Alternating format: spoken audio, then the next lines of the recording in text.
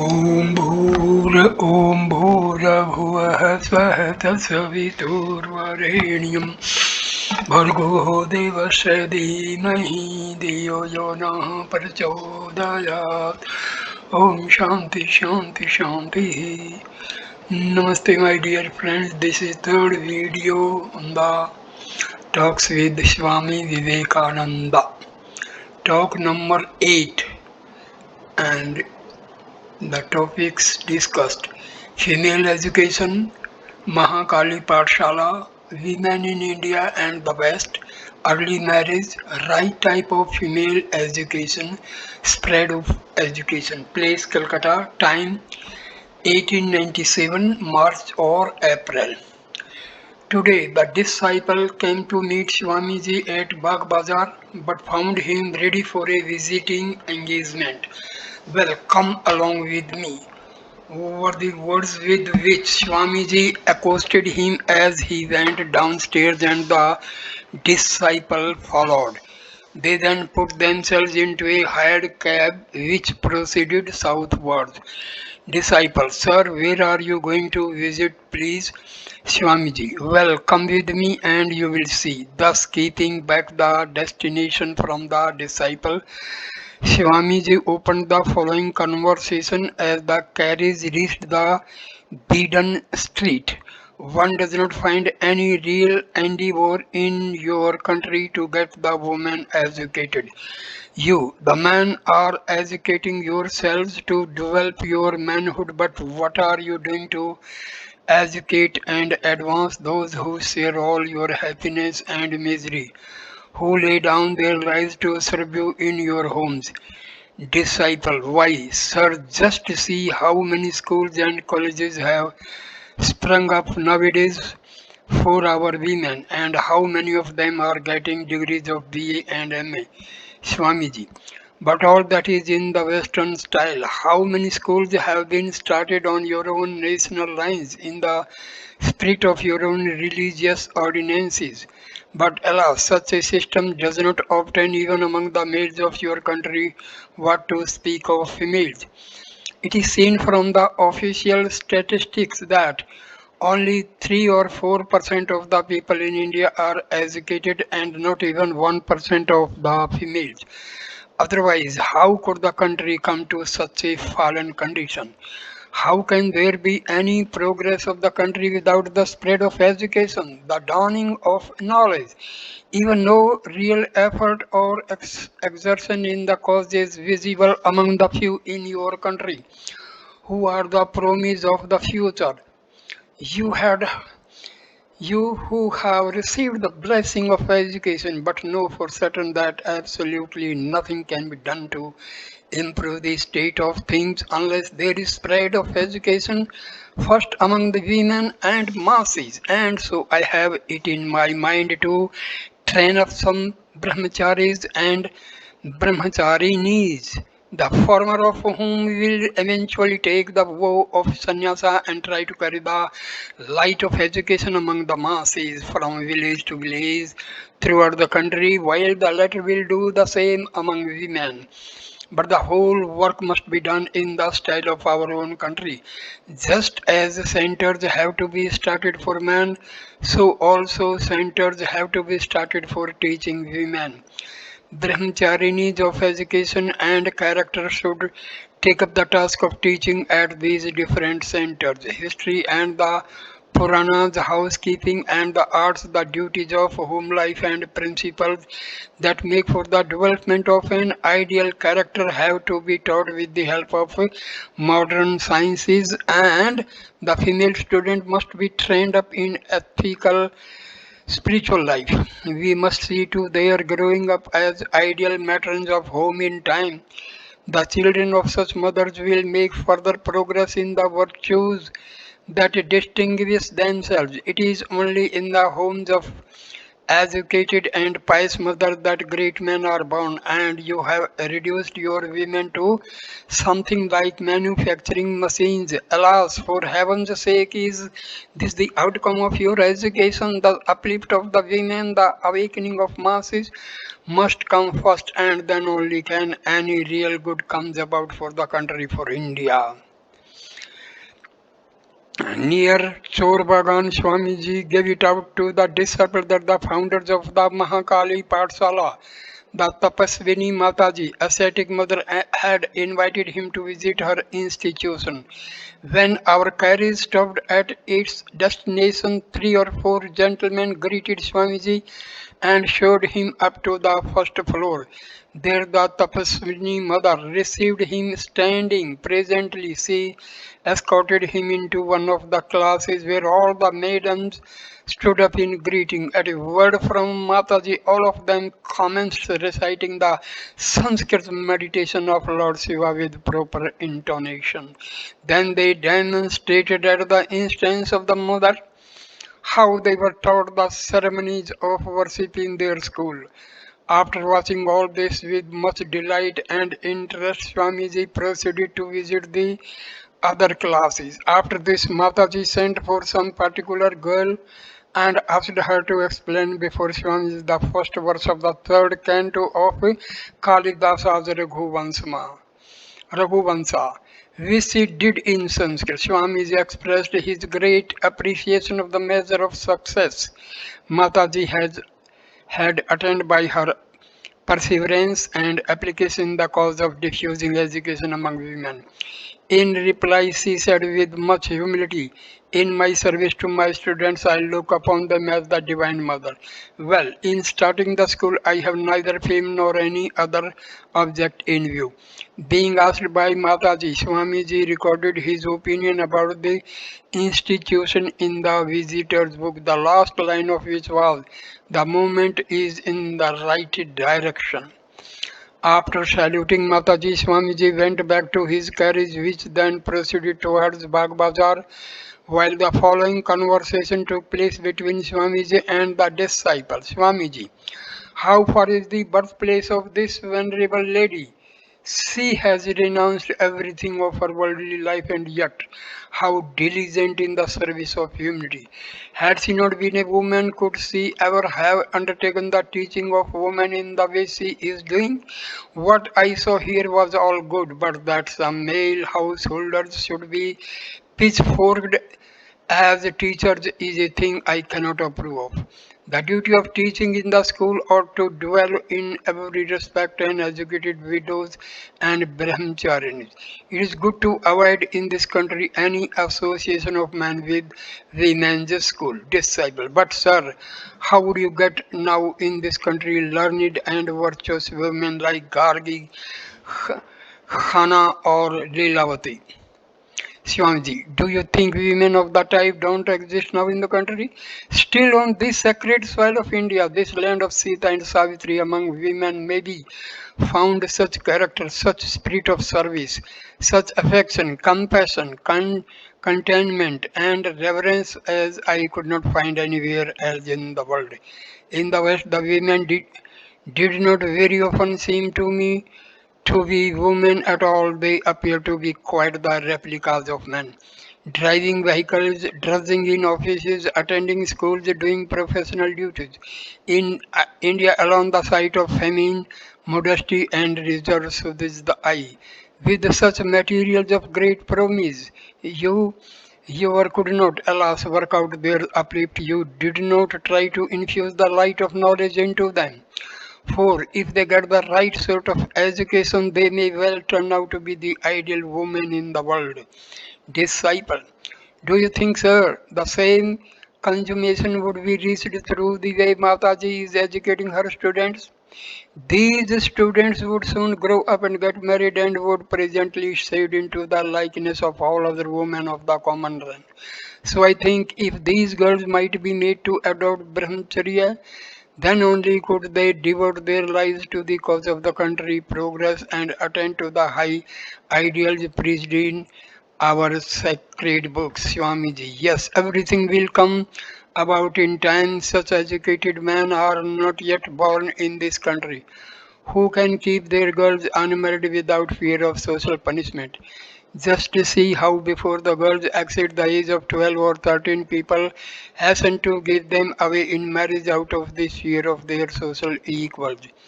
Only the other day, when the age of consent bill was being passed, the leaders of the society massed together millions of men to send up the cry. We don't want the bill. Had this been in any other country, far from getting up meeting to send forth a cry like that, people would have hidden their heads under their roofs. That's insane that such a calumny could yet stain their society, disciple. But sir, I don't think the ancient lawgivers could support this custom of early marriage without any rhyme or reason. There must be some secret meaning in this attitude of theirs, Swamiji. Well, what may be this secret meaning, please? Disciple, take it for instance in the first place that if the girls are married at an early age, they may come over to their husband's home to learn the peculiar ways and usages of the family from the early years of their life. They may acquire adequate skill in the duties of the household under the guidance of their parents-in-law. In the homes of their own parents, on the other hand, there is the likelihood of grown-up daughters going astray. But married early, they have no chance of thus going wrong, and over and above this, such feminine virtues as modesty, reserve, fortitude, and diligence are apt to develop in them. Swamiji, in favor of the other side of the question again, it may be argued that early marriage leads to premature childbearing, which accounts for most of our women dying early. Their progeny also being of low vitality go to swell the ranks of our country's beggars. For if the physique of the parents be not strong and healthy, how can strong and healthy children be born at all? Married a little later and bred in culture, our mothers will give birth to children who would be able to achieve real good of the country.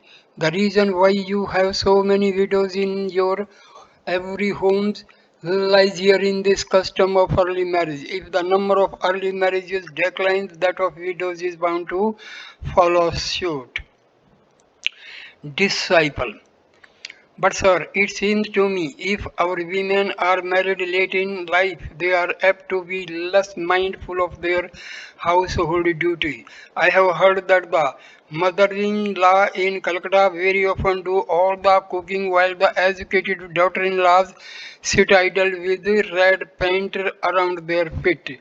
But in our East Bengal, such a thing is never allowed to take place, Swamiji. But everywhere under the sun, you find the same bending of the good and the bad. In my opinion, society in every country saves itself out of its own initiative. So we need not trouble our heads prematurely about such reforms as the abolition of early marriage, the remarriage of widows, and so on. Our part of the duty lies in imparting true education to all men and women in society. As an outcome of that education, they will of themselves be able to know what is good for them and what is bad, and will spontaneously eschew the latter. It will not be then necessary to pull down or set up anything in society by coercion. Disciple, what sort of education do you think is suited to our women? Swamiji, religion, art, science, housekeeping, cooking, sewing, hygiene. The simple essential points in these subjects ought to be taught to our women. It is not good to let them touch novels and fiction. The Maha Mahakali Patsala is to a great extent moving in the right direction, but only teaching rites of worship won't do. Their education must be an eye opener in all matters. Ideal characters must always be presented before the view of the girls to imbue them with a devotion to lofty principles of selflessness. The noble examples of Sita, Savitri, Damyanti, Lilavati, Khana and Mira should be brought home to their minds, and they should be inspired to mold their own lives in the light of these. Our cab now reached the house of the late Babu Balram Bose at Bagh Bazar. Swamiji alighted from it and went upstairs. There he recounted the whole of his experience at the Mahakali Patsala to those who had assembled there to see him. Then, while discussing what the members of the newly formed Ramakrishna mission should do, Swamiji proceeded to establish by various arguments the supreme importance of the gift of learning and the gift of knowledge. Turning to the disciple, he said, educate, educate. Nane pantha vidyate nae. Then this there be no other way. And referring in banter to the party who do not favor educational propaganda, he said, well, don't go into the party of Prahladas. Asked as to the meaning of the expression, he replied, oh, have not you heard? Tears rushed out of the eyes of Prahlada at the very sight of the first letter Ka of the alphabet as it reminded him of Krishna. So how could any studies be proceeded with? But then the tears in Prahlada's eyes were tears of love, while your fools affect tears in fright. Many of the devotees are also like that. All of those present burst out laughing on hearing this, and Swami Yogananda said to Swamiji, well, once you have the urge within towards anything to be done, you won't have any peace until you see the utmost done about it. Now, what you have a mind to have done shall be done, no doubt. The allusion here is to the classification of various gifts mentioned by Manu. Talk 9. Topics discussed. Rigveda, Max Muller, the theory of creation, Swami Vivekananda's great heart, need for the study of scriptures, service of living beings. Place Calcutta, year 1897. For the last 10 days, the disciple had been studying Saina's commentary on the Rig Veda with Swamiji, who was staying then at the house of the late Babu Balaram Bose at Bagh Bazar. Max Muller's volumes on Rig Veda had been brought from a wealthy friend's private library. Swamiji was correcting the disciple every now and then and giving him the true pronunciation or construction as necessary. Sometimes, while explaining the arguments of Saina, to establish the eternity of the Vedas, Swamiji was praising very highly the commentator's wonderful ingenuity. Sometimes again, while arguing out the deeper signification of the doctrine, he was putting forward a difference in view and indulging in an innocent squib at Saina. While our study had proceeded thus for a while, Swamiji raised the topic about Max Muller and continued thus. Well, do you know, my impression is that it is Saina who is born again as Max Muller to revive his own commentary on the Vedas. I have had this notion for long. It became confirmed in my mind, it seems, after I had seen Muller. Even here in this country, you don't find a scholar so persevering and so firmly grounded in the Vedas and the Vedanta. Over and above this, what a deep, unfathomable respect for Sri Ramakrishna. Do you know he believes in his divine incarnation? And what great hostility towards me when I was his guest. Seeing the old man and his lady, it seemed to me that they were living their home life like another Vasistha and Arundhati. At the time of parting with me, tears came into the eyes of the old man, disciple. But sir, if Saina himself became Max Muller, then why was he born as a Malaysia instead of being born in the sacred land of India? Swamiji, the feeling and the distinction that I am an Aryan and the other is a Malaysia come from ignorance. But one who is the commentator of the Veda, the shining embodiment of knowledge, what are Varnasrama and caste division to him. To him they are wholly meaningless, and he can assume human birth wherever he likes for doing good to mankind. Especially if he did not choose to be born in a land which excelled both in learning and wealth, where would he where would he secure the large expenses for publishing such stupendous volumes? Did not you hear that the East India Company paid 9 lakhs of rupees in cash to have the Rig Veda published? Even this money was not enough. Hundreds of Vedic Pandits had to be employed in this country on monthly stipends. Has anybody seen in this age here in this country such profound yearning for knowledge, such prodigious investment of money for the sake of light and learning? Max Muller himself has written it in his preface that for 25 years he prepared only the manuscripts.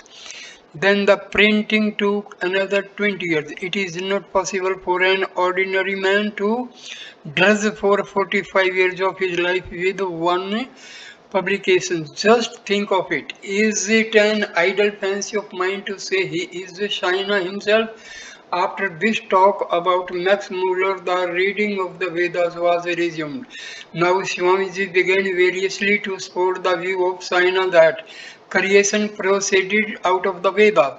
He said, Veda means the sum total of eternal truths. The Vedic rishis experienced those truths. They can be experienced only by seers of the super sensuous and not by common men like us. That's why in the Vedas the term Rishi means the seer of the truth of the mantras and not any Brahmana with the holy thread hanging down the neck. The division of society into caste came about later on. Veda is of the nature of Shabda or the idea. It is but the sum total of ideas. Shabda, according to the old Vedic meaning of the term, is the subtle idea which reveals itself by taking the gross form later on. So, owing to the dissolution of the creation, the subtle seeds of the future creation become inward in the Veda. Accordingly, in the Puranas, you find that during the first divine incarnation, the Veda is first made manifest. In this incarnation, the Veda being first revealed, the other creative manifestations began to follow. Or in other words, all the created objects began to come into concrete being out of the Shabdas or ideas in the Veda. For in Shabda or idea, all gross objects have their subtle forms.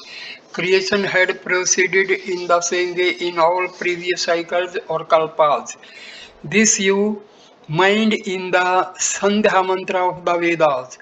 Surya Chandramasho Dhata Yatha Puram Kalpayata Prithviyo Divam Charantro Aksmatho Svaha. The sun, the moon, the earth, the atmosphere, the heaven, the upper spheres, all the Creator projected in the same manner and process as in the previous cycle. Do you understand? Disciple. But sir, how is the absence of an actual concrete object can the Shabda or idea be applied and for what? And how are the names to be given at all? Swamiji. Yes, that is what on the first thought seems to be the difficulty. But just think of this. Supposing this jug breaks into pieces, does the idea of a jug become null and void? No, because the jug is the gross effect, while the idea jug is the subtle state or the Shabda state of the jug. In the same way, the Shabda state of every object is in its subtle state, and the things we see, hear, touch, or perceive in any manner are the gross manifestations of entities in the subtle or Shabda state, just as we may speak of the effect and its cause. Even when the whole creation is annihilated, the Shabda, as the consciousness of the universe or the subtle reality of all concrete things, exists in Brahma as the cause. At the point of creative manifestation, this sum total or Causal entities vibrate into activity as it were and as being the sonant material substance of it all, the eternal primal sound of Om continues to come out of itself. And then from the causal totality comes out first the subtle image or Shabda form of each particular thing and then its gross manifestation. Now that causal Shabda or world consciousness is Brahmana and it is the Veda. This is the purport of Shayana. Do you now understand? Disciple, no sir, I can't clearly comprehend it. Swamiji, well, you understand. I suppose that even if all the jugs in the universe were to be destroyed, the idea or Shabda jug would still exist.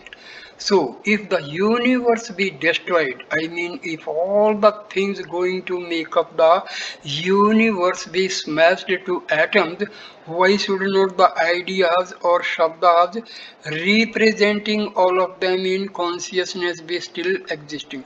And why cannot a second creation be supposed to come out of them in time? Disciple, but sir, if one cries out jug, jug, that does not cause any jug to be produced. Shwanji, no. Nothing is produced if you or I cry out like that. But a jug must be revealed if the idea of it rises in the Brahma which is present in its creative determinations.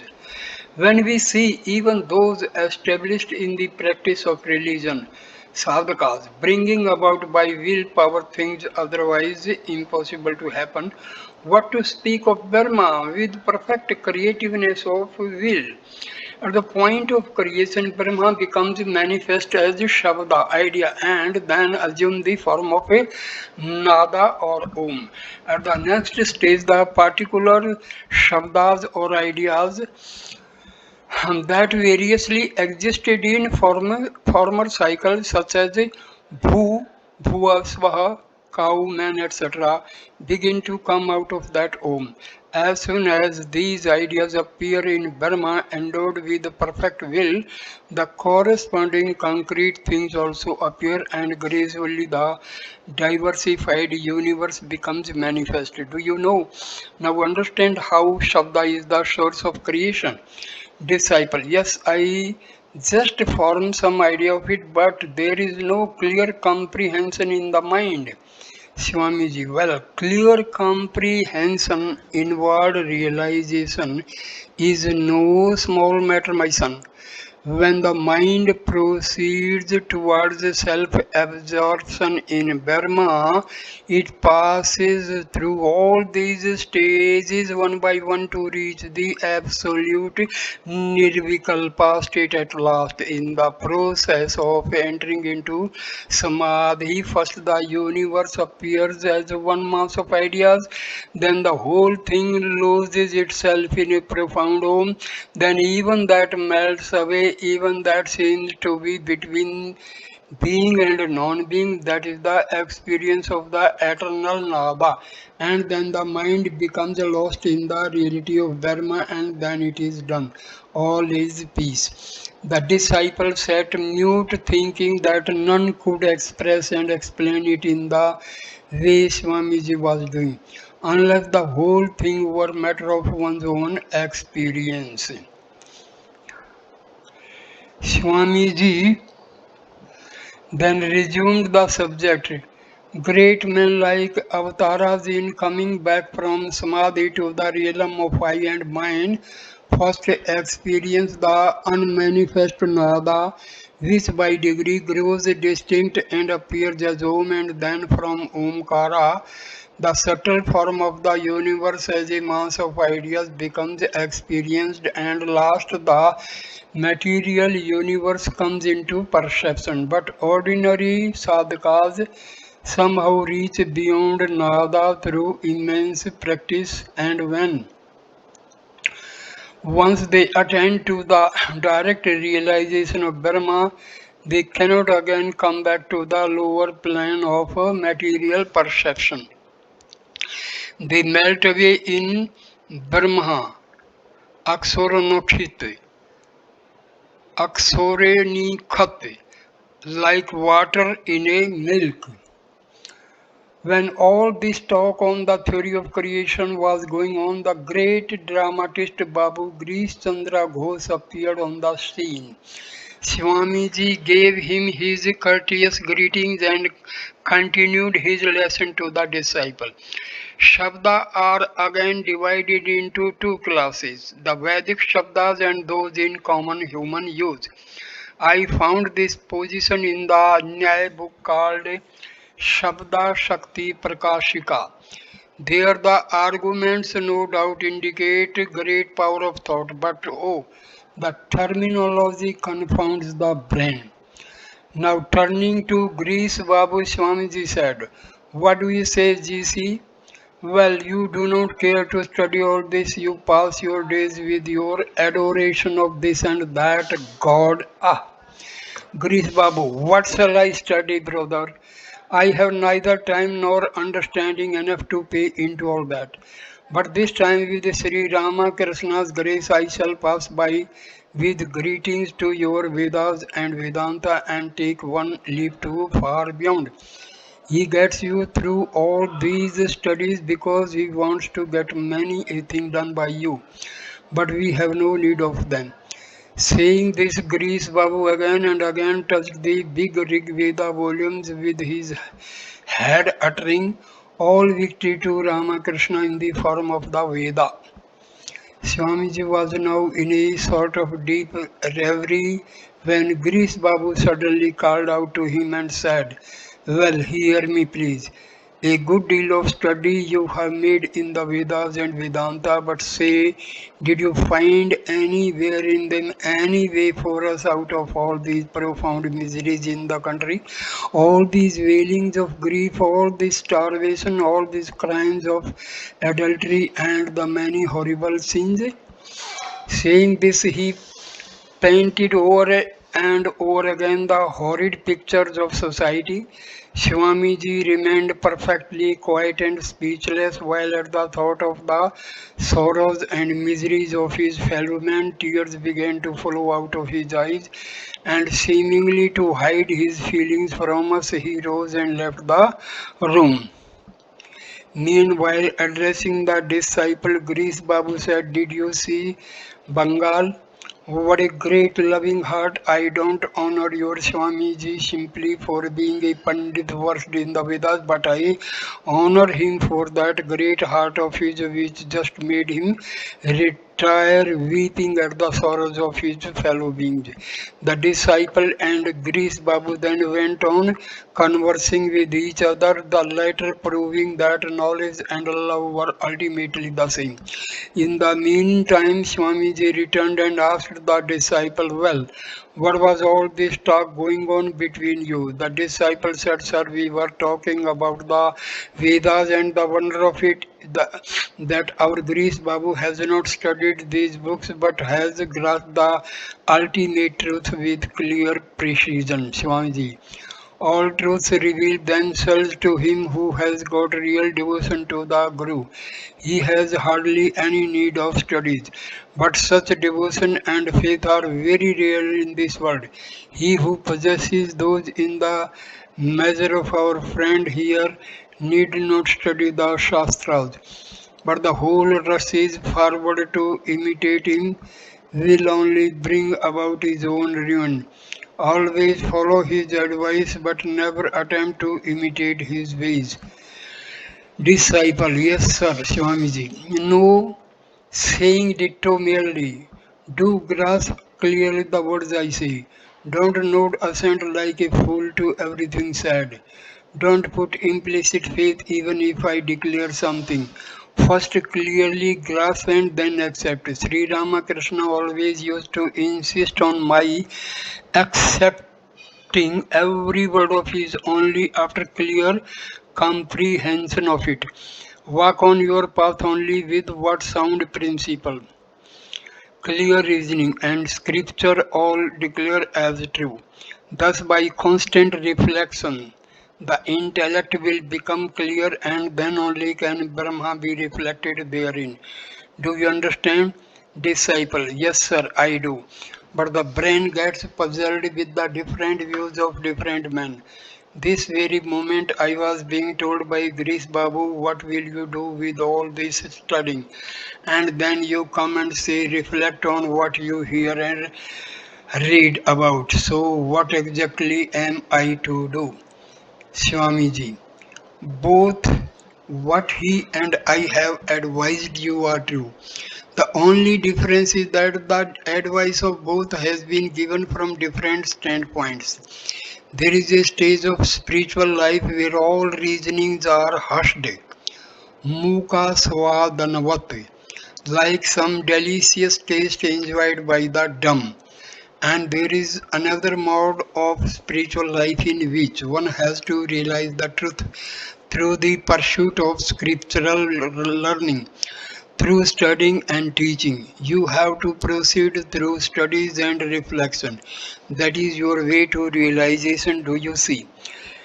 Receiving such a mandate from Swamiji, the disciple in his folly took it to imply Greece Babu's discomfiture and so turning towards him said, do you hear, sir? Swamiji's advice to me plainly is just to study and reflect on the Vedas and Vedanta. Greece Babu, well, you go on doing so with Swamiji's blessings, you will indeed succeed in that way.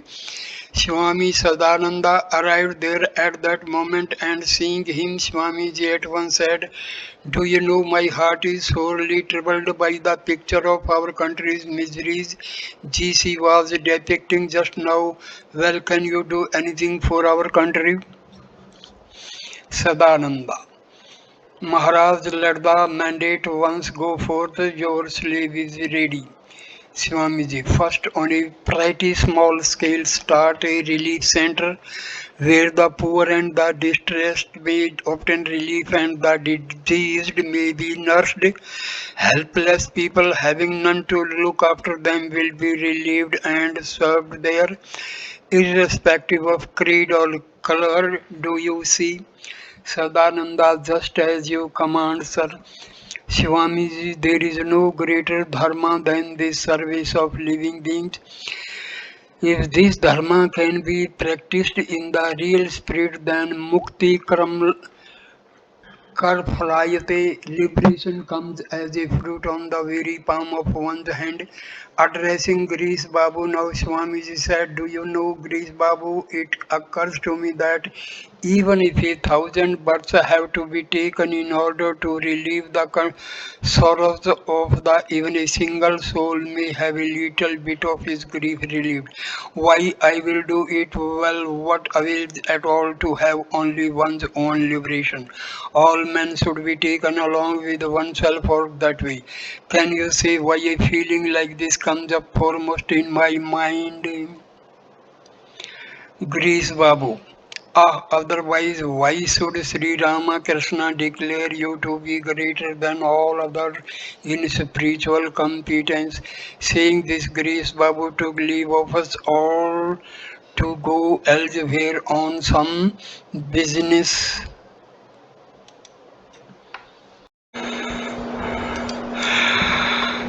Talk number 10. Topics: the ideal of sannyasa, Buddha and the institution of sannyasa, meeting the criticism against sannyasa, who is a real sannyasi. The place Alam Bazar Mutt, year 1897. After Swamiji's first return to Calcutta from the west, he always used to place before the zealous young man who visited him the lofty ideals of renunciation, and anyone expressing his desire of accepting sannyasa would receive from him great encouragement and kindness. So, inspired by his enthusiasm, some young men of great good fortune gave up their worldly life in those days and became initiated by him into sannyasa.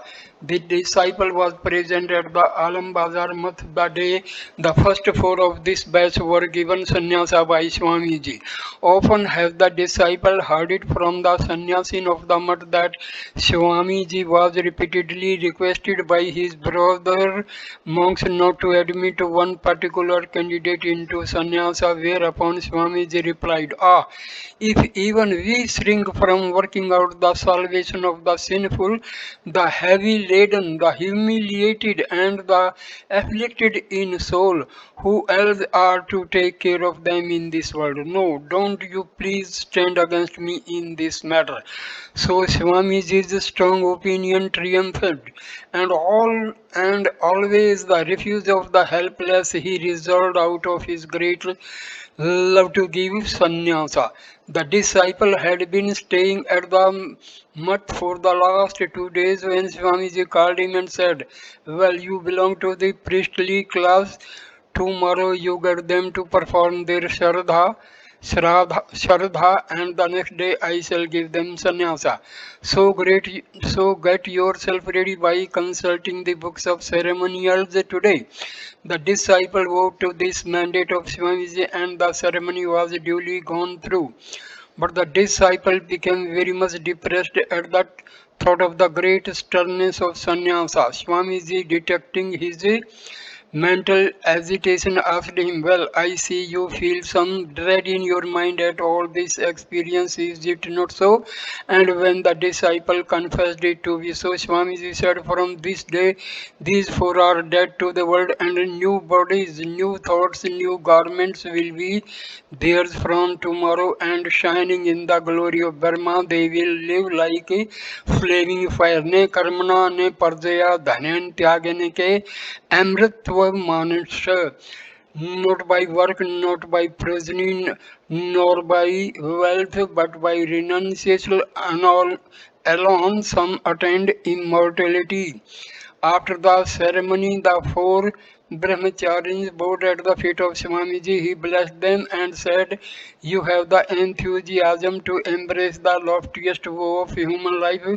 Blessed indeed is your birth, blessed your family, blessed the mothers who held you in their womb. Kulam Pritram Janani Kritartha, the whole family line becomes hallowed. The mother achieves her highest." That day after supper, Swamiji talked of the ideal of sannyasa alone to the zealous candidates for sannyasa. He said the real aim of sannyasa is Atmano Moksartham Jagati Jataya, for the highest freedom of the self and the good of the world. Without having sannyasa, none can really be a knower of Dharma. This is what the Vedas and the Vedanta proclaim. Don't listen to the words of those who say we shall both live the worldly life and be knowers of Dharma. That is the flattering self-consolation of crypto pleasure seekers. He who has the slightest desire for worldly pleasures, even a shred of some such craving, will feel frightened at the thought of the path you are going to tread. So, to give himself some consolation, he goes about preaching that impossible creed of harmonizing bhoga and tyaga. That is all raving of lunatics. The four things of the demented idol theories, contrary to the scriptures, contrary to the Vedas. No freedom without renunciation. Highest love for God can never be achieved without renunciation. Renunciation is the word Nane Pantha Vidyate Anaya. There is no other way than this. Even the Gita says, Kamyanam Karmenam Nyas Sanyas Kavayo Viduhu. The sages know sannyasa to be the giving up all work that has desire for its end. Nobody attains freedom without shaking off the coils of worldly worries. The very fact that somebody lives the worldly life proves that he is tied down to as the bound slave of some cravings or other. Why otherwise will he cling to that life at all? He is the slave either of lust or of gold or position or fame or of learning or of scholarship. It is only after freeing oneself from all this thraldom that one can get along the way of freedom. Let people argue as loud as they please. I have got this conviction that unless all these bonds are given up, unless the monastic life is embraced, none is going to be saved. No attainment of Brahmajnana is possible. Disciple. Do you mean, sir, that merely taking up sannyasa will lead one to the goal, Swamiji? Whether the goal is attained or not is not the point before us now. But until you get out of this wheel of samsara, until the slavery of desire is shaken off, you can't attain either bhakti or mukti. To the knower of Brahma, supernatural powers or prosperity are mere trivialities. Disciple, sir, is there any special time for sannyasa and are there different kind of it? Swamiji, there is no special time prescribed for a life of sannyasa. The Shruti says, Yad Hare Virjet, Tad Hare Parvarjet. Directly the spirit of renunciation comes, you should take up sannyasa. The Yoga Vasishtha also says, युवैव धर्मशील सयात अनित्यम खनु जीवितम को ही जानाति काश्याद मृत्यु कालो भविष्यति. Owing to life itself being frail and uncertain, one should be devoted to religion even in one's youth, for who knows when one's body may fall off. The Shastras are found to speak of four kinds of sannyasa. Number one, Vidvat. Number two, Vividisha. Number three, Markata. Number four, Atura. The awakening of real renunciation all at once and the consequent giving up of the world through sannyasa is something that never happens unless there are strong sanskaras or tendencies developed from previous birth, and this is called the Vidvat sannyasa. Vividisha sannyasa is the case of one who, out of a strong yearning for the knowledge of the self through the pursuit of scriptural study and practice, goes to the man of realization and from him embraces sannyasa to give himself up to those pursuits.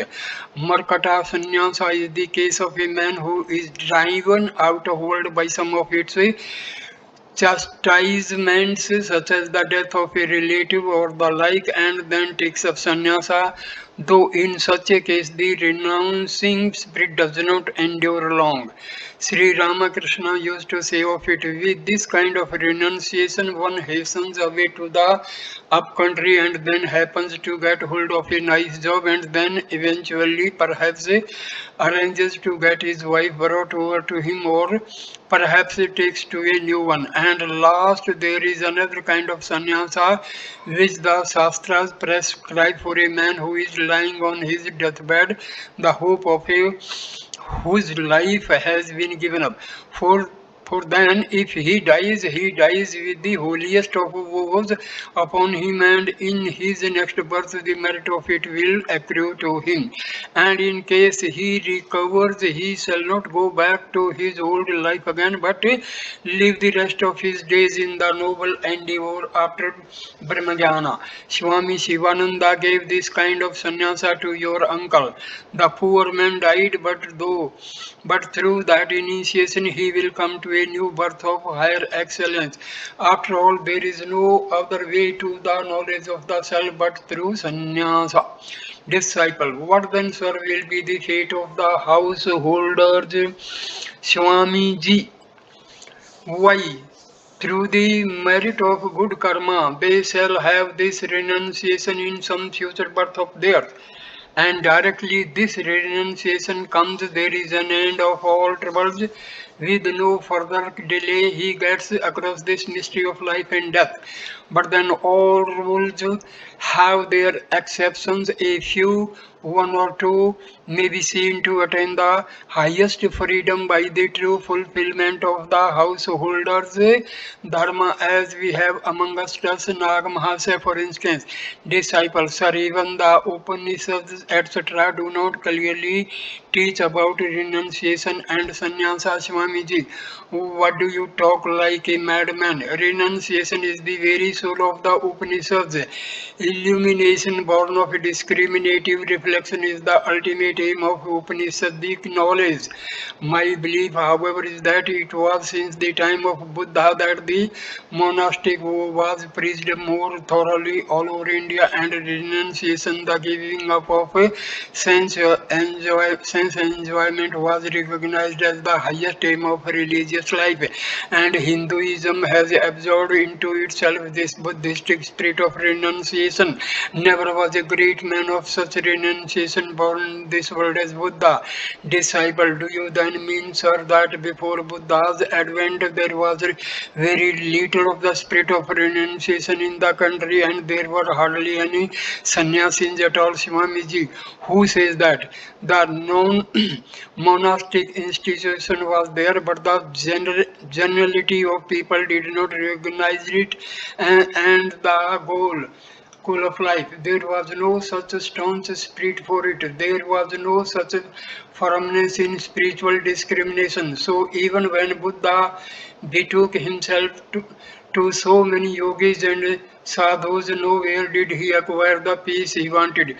And then to realize the highest, he fell back on his own exertions and seated on a spot with the famous words, Iha Sarirai, let my body wither away on this seat, etc., rose from it only after becoming the Buddha, the illumined one. All the many mats that you now see in India occupied by monks were once in the possession of Buddhism.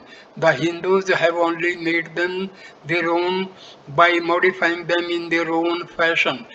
Really speaking, the institution of sannyasa originated with Buddha. It was he who breathed life into the dead bones of this institution. Swami Rama Krishnananda, a brother disciple of Swamiji, interposed, but the ancient law books and Puranas are good authority that all the four ashramas had existed in India before Buddha was born. Swamiji replied, most of the Puranas, the codes of Manu and others, as well as much of the Mahabharata form but recent literature. Bhagwan Buddha was much earlier than all that. On that supposition, rejoined Swami Ramakrishnananda, discussions about Buddhism would be found in the Vedas, Upanishads, the law books, Puranas, and the like.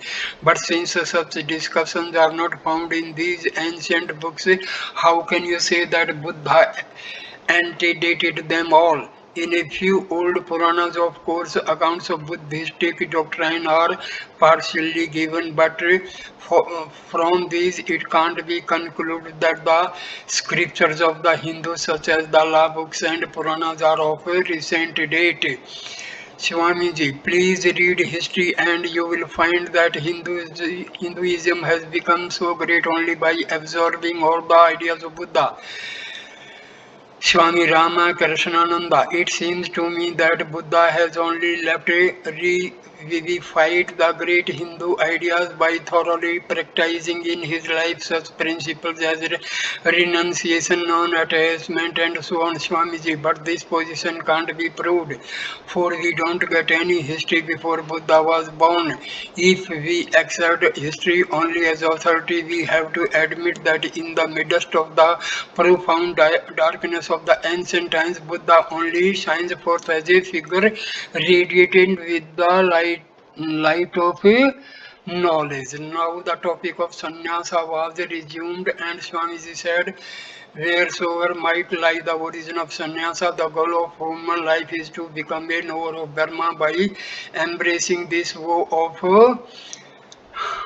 renunciation. The supreme end is to enter the life of sannyasa They alone are blessed indeed who have broken off from worldly life through a spirit of renunciation. Evidently, during the argumentation, Swamiji was taking his stand on the conclusions of modern historical studies, thereby giving his encouragement and support to such new efforts and methods. But we know from the one of his letters to Swami Swarupananda that Swamiji broke off later on from the position of these modern scholars and worked out pre-Buddhistic origin of such a modern Hinduism, which these scholars are still. So I end this video here. Please, thanks a lot for watching this video. Please like, comment and share the video and subscribe the channel. Thanks a lot. Namaskar.